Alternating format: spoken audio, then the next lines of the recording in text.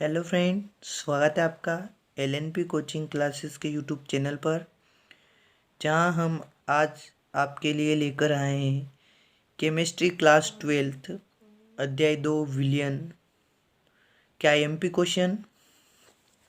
सबसे पहले हम विलियन को पढ़ लेते हैं। दो या दो से अधिक पदार्थों के समांगी मिश्रण को विलियन कहते हैं। तो क्या इसकी परिभाषा क्या होगी दोस्तों? दो या दो से अधिक पदार्थों के समांगी मिश्रण को विलयन कहते हैं। ठीक है। भौतिक अवस्था के आधार पर विलयन 3 प्रकार के होते हैं। भौतिक अवस्था के आधार पर विलयन कितने प्रकार के होते हैं दोस्तों? गैसीय विलयन, द्रव विलयन, ठोसी विलयन। ठीक है, ठीक है।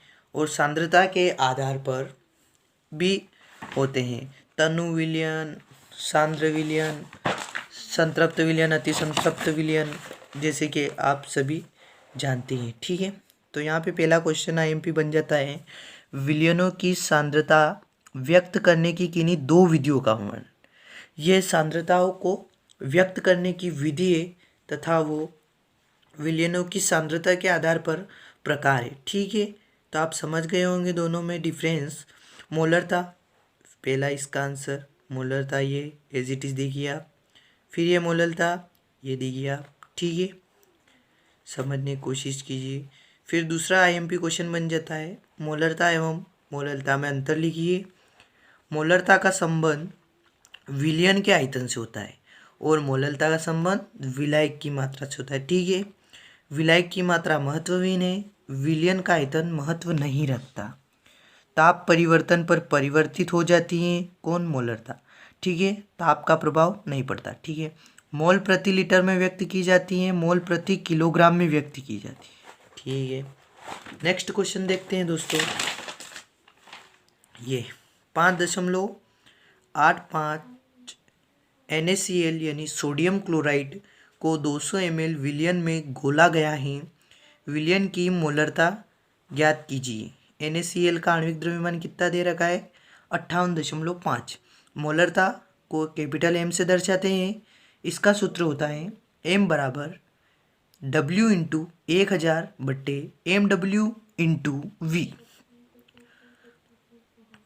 5.85 NaCl ये क्या है? विलायक। ये विलायक का द्रव्यमान, ये विलायक कौन कितना दे रखा है? 5.85 ग्राम। तो 5.85 इंटू 1000 बटे 58.5 इंटू 200। दशमलव से दशमलव उड़ाया तो उधर 2 अंक के दशमलव बाद, इसलिए एक नीचे एक शून्य बढ़ जाएगी। 3 शून्य से 3 शून्य, 585 से 585 कट जाएगा दोस्तों, 1 आ जाएगा। फिर ये 1/2 बच जाएगा, ये आपका आंसर हो जाएगा। ठीक है, ठीक है। ये हेनरी का नियम देखिए आप, स्थिर ताप पर किसी गैस की द्रव में विलेयता गैस के दाब के समानुपाती होती। क्या बोला हेनरी ने? स्थिर ताप पर किसी गैस की द्रव में विलेयता गैस के दाब के समानुपाती होती हैं। ठीक है, माना कि द्रव के इकाई आयतन में गैस की मात्रा m है तथा विलयन के साथ साम्यावस्था में गैस का दाब P है तो m प्रोपोर्शनल P, m बराबर KH P, m बटा P बराबर KH, जहाँ KH हेनरी स्थिरांक है।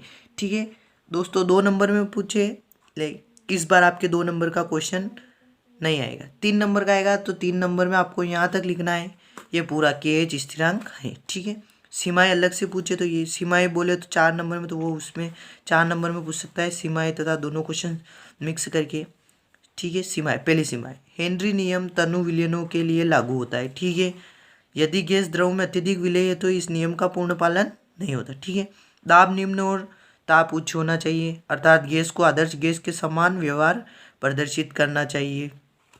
गैस को विलायक के साथ क्रिया करके कोई यौगिक नहीं बनाना चाहिए तथा विलायक के साथ उसका वियोजन नहीं होना चाहिए। ठीक है, नेक्स्ट क्वेश्चन की तरफ बढ़ते हैं हम। राउल्ट का नियम क्या है? इसके सूत्र की स्थापना कीजिए।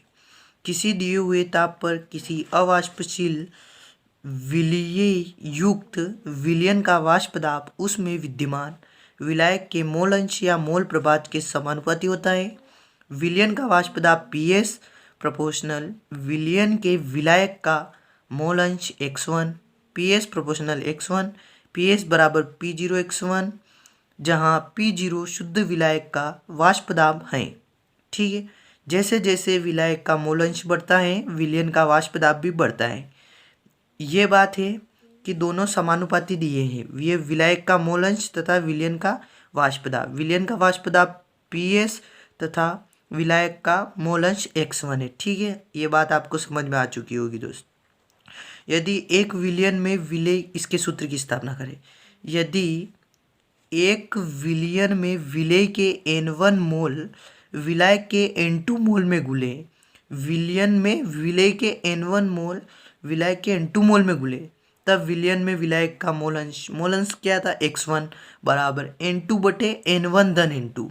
विलेय के N1 मोल विलायक के N2 मोल में घुले तो विलायक के मोल है N2 बटा N1 धन N2। विलयन यह कैसे आया, क्योंकि विलयन विलेय और विलायक दोनों को मिलाकर बनता है इसलिए। ओके, समीकरण 1 वो पहले दी अपनों ने यहाँ पर,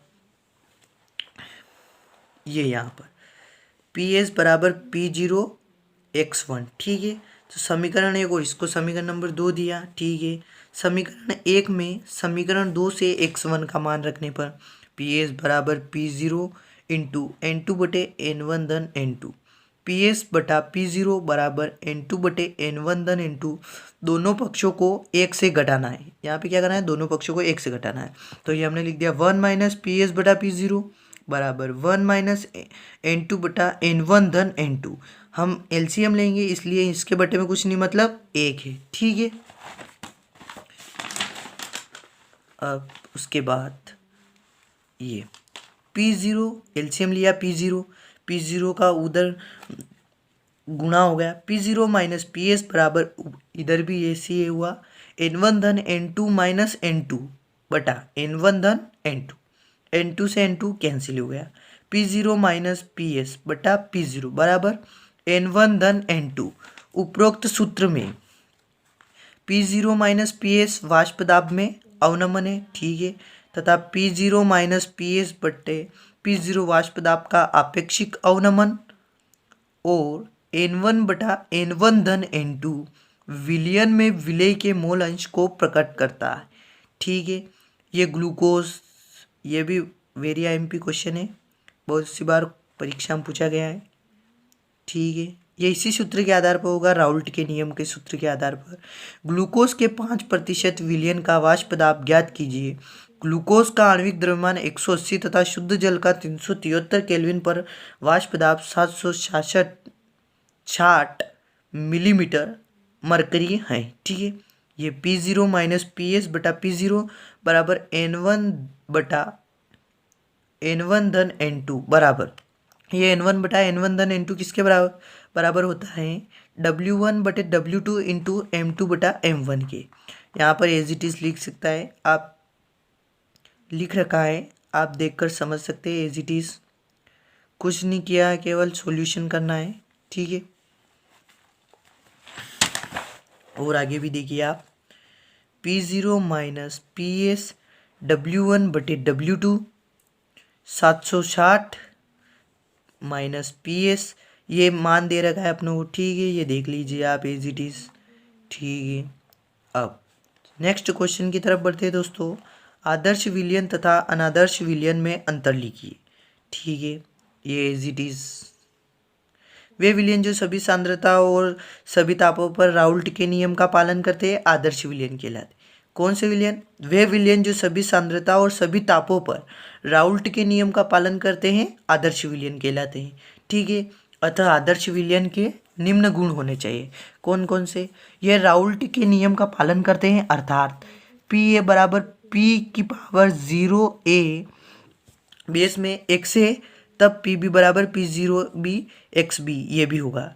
डेल H मिक्सिंग बराबर 0 तथा डेल V मिक्सिंग बराबर भी 0 होगा। अनादर्श विलयन, वे विलयन जो राउल्ट के नियम का पालन नहीं करते तथा जिनके बनने पर आयतन और एंथैल्पी दोनों में परिवर्तन होता है, अनादर्श विलयन कहलाता है। ठीक है, अनादर्श विलयन कहलाता है।